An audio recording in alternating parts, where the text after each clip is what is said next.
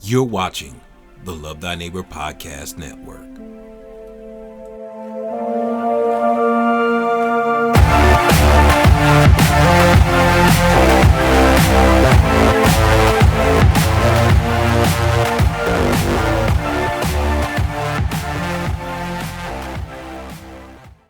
Hey guys, welcome back to the Love Thy Neighbor Podcast Network. I'm your host, Anthony Wilson, and today we're going to do a little Q&A on the Love Thy Neighbor Podcast Network.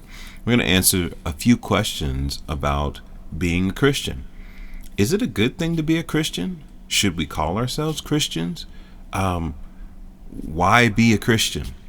We're going to answer some of those questions today based upon some questions that were sent to me, and we're going to dive into them.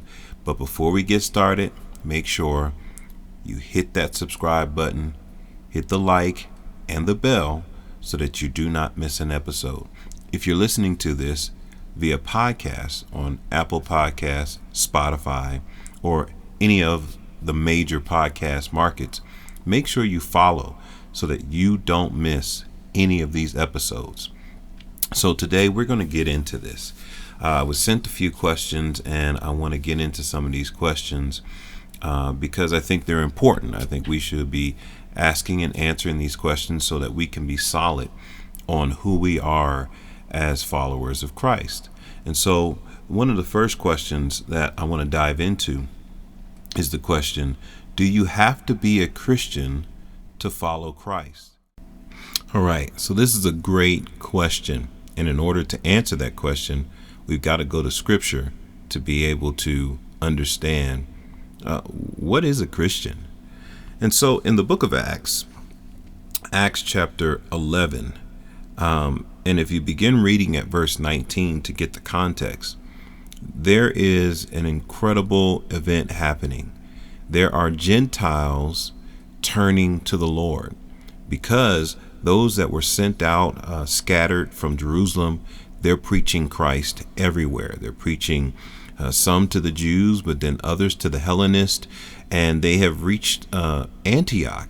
And in Antioch, many people are turning to the Lord. The hand of God is moving. And as the hand of God is moving, Barnabas is sent down, and Barnabas is sent to encourage them and strengthen them and build them up. And if you look at verse 26, and when he had found him, and him being Saul of Tarsus, he brought him to Antioch. So it was for a whole year they assembled with the church and taught a great many people. And the disciples were first called Christians at Antioch. And this is interesting because at this time they were still called the Way. If you do your research, the Way was the common name for them. And some commentaries say that this was negative, that the Gentiles were mocking them by calling them Christians. But if you read the context, this is a powerful, powerful event that is happening. People are turning to the Lord. They're confessing Jesus Christ. And the reason why they're called Christians is because they are followers of Christ. That's what a Christian is, a follower of Christ. Later on in the book of Acts, the Apostle Paul is giving his testimony, and he's sharing what Jesus did and how Jesus called him on the road to Damascus. And he is standing before King Agrippa. And in Acts chapter 26, verses 28 and 29, here's what Scripture says.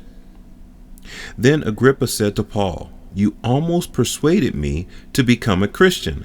And Paul said, "I would to God that not only you, but also all who hear me today might become almost and altogether such as I am, except for these chains." Paul says, look, I want all of you to become Christians. I want all of you to become followers of Christ. We know that Romans 1:16, Paul declares that I'm not ashamed of the gospel of Jesus Christ, for it is the power of God unto salvation to everyone that believes, first to the Jew and then to the Greek. And so the Greeks are the ones that are turning to Christ right now, and they're coming to the Lord. And throughout the book of Acts, they turn to the Lord, and they are called Christians.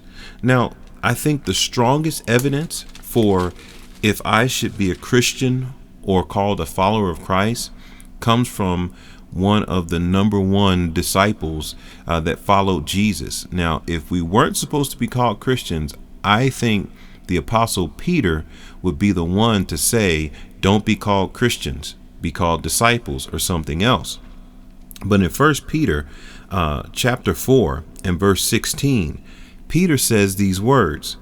He says, yet if anyone suffers as a Christian, let him not be ashamed, but let him glorify God in this manner. Some translations say, let him celebrate, let him rejoice, let him not be ashamed of being called a Christian. Peter says, if you're going to suffer as a Christian, then be proud of it. Be excited about it. Don't be ashamed of being a Christian. Now, this is interesting because most people that struggle with being a Christian, the reason for struggling with being a Christian is because they see what other Christians are doing and they don't want to be associated with that. And I get that. I am not mad at you for not wanting to associate with some of these things that people are saying that it represents Christianity, but it doesn't. And so, should I be called a Christian? Well, I think if the Apostle Peter was willing to be called a Christian, I should be willing to be called a Christian. Now, another question that came to me along the same lines was, did Jesus preach Christianity? And is there any biblical proof that Jesus preached Christianity? Well, I think this falls into the same vein. When you look up the word Christian, being a Christian is just a follower of Christ. And so without Christ, there is no Christianity. Now, did Jesus preach Christianity? You know what Jesus preached? He preached, follow me. And those that follow him are Christians. So the answer to that question is no, Jesus never preached Christianity unless we consider Christianity as following Jesus. If we consider Christianity as following Jesus, then yeah, he was the originator of Christianity. He's the one who founded it because Christianity is based on following him. Remember, you're watching the Love Thy Neighbor Podcast Network on YouTube. You're listening on Spotify, Apple Podcasts.